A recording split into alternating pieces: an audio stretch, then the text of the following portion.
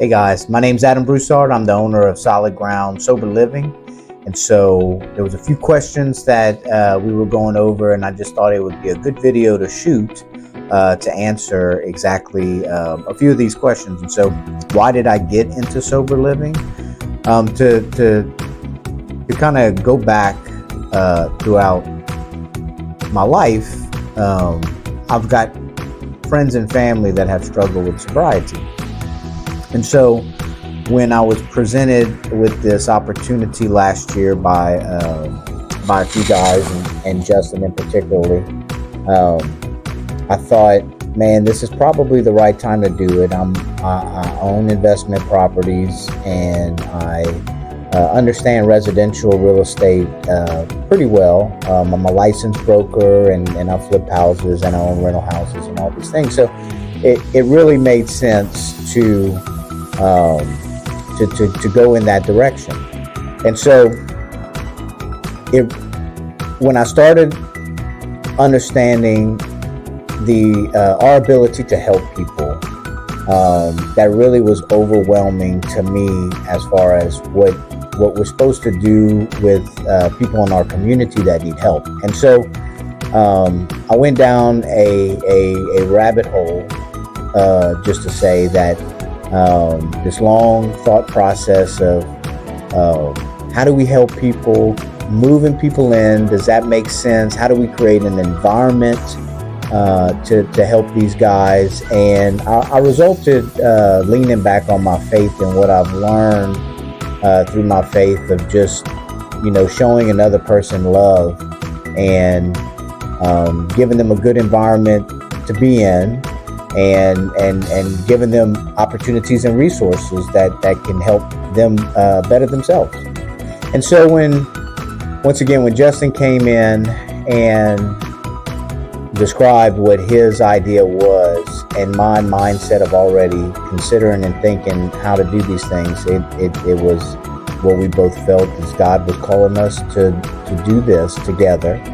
I've seen people, unfortunately, pass away, and even here recently of friends and family pass away from struggling with sobriety, that I jumped fully on board on doing it, and I needed the right person to really run the house and run the program and facilitate everything that's really involved with this. And so, to kind of give you a backstory of why this type of house is better than a rental house, we're really only helping out one family in a rental house, which family need help. And we're only deriving income from one or two people that are working inside the house, and they pay you once a month. Where with the sober living house, these guys pay by the week, and they're paying for their shared room space and the shared house space, and we cover a lot of the expenses when it comes to utilities and cleaning products and the beds and all these other things. So we get a higher amount of rent per month, and we're getting it by the week versus by the month. And so from an investment perspective, I know that if somebody can't pay, it's going to happen sooner than later of me being aware of that. And meaning I can minimize my problems if I know, like, hey, this guy didn't pay this week, what's going on? And we can focus in and say, what's happening with this person? Not to try to kick anybody out or anything of that nature, but it's definitely, how do you focus on somebody struggling faster? And this reveals itself by people and the way they pay.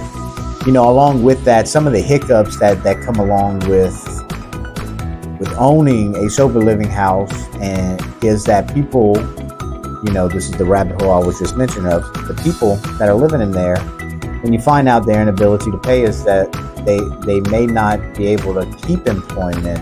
And so one of the biggest jobs we did was find places that would hire people that are going through sobriety, which is not a big deal, but also people with felonies, people that have things on their record that possibly could prohibit them from being employed in some random places. And so I felt to help the people living inside and create a good environment where I truly believe that if you have a job and you go into it every day, you look at life a little bit different because you have money in your pocket, you're able to live life and buy the food you need. When you're struggling, and a lot of these guys are already coming to our house, they're already struggling, they hit bottom, they're sober now, and they're either coming from jail or a treatment center, that they really need that hand on finding jobs,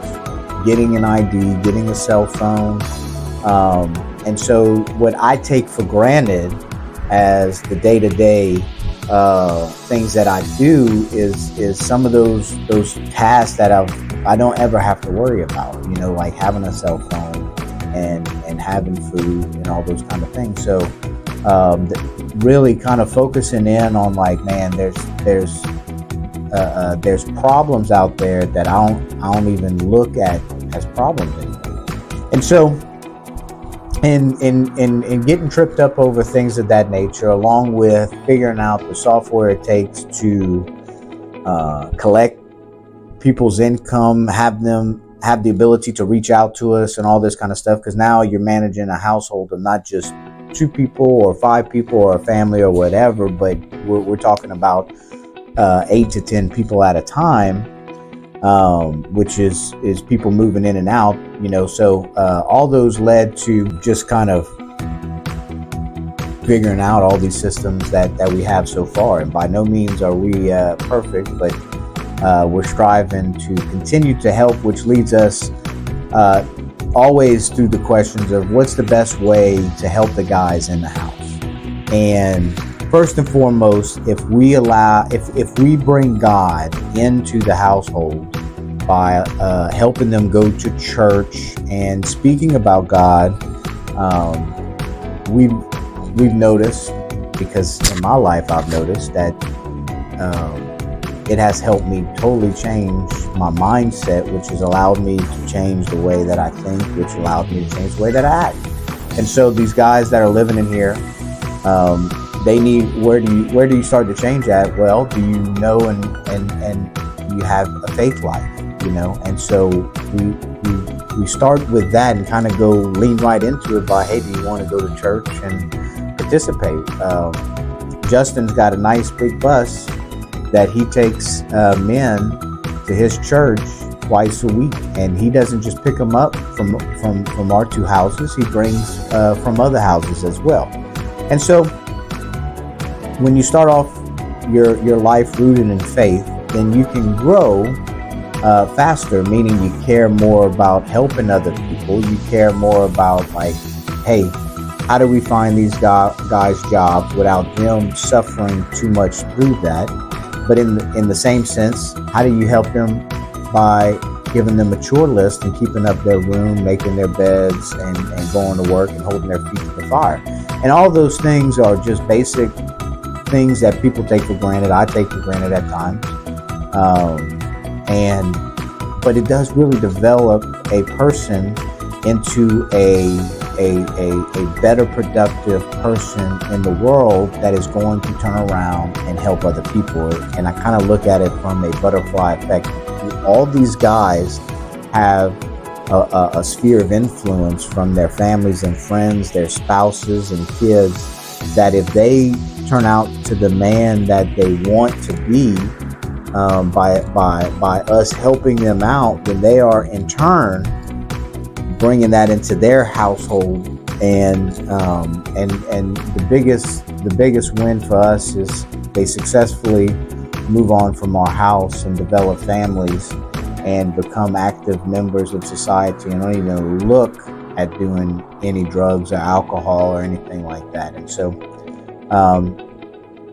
that's ultimately the end goal, and that's kind of the best way so far we've seen to help them. So we'll have more as time goes on, more lessons that we've learned, and so we look forward to kind of giving you updates as time goes on.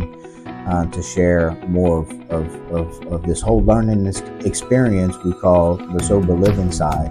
So a lot of people has asked us how can we help with donations and stuff like that. So we did open up a donation, and you can look into YouTube and also on our Facebook, Solid Ground Sober Living, a place for you to donate. It goes directly to the guys, where it offsets if they owe any money or anything of that nature, and supplies the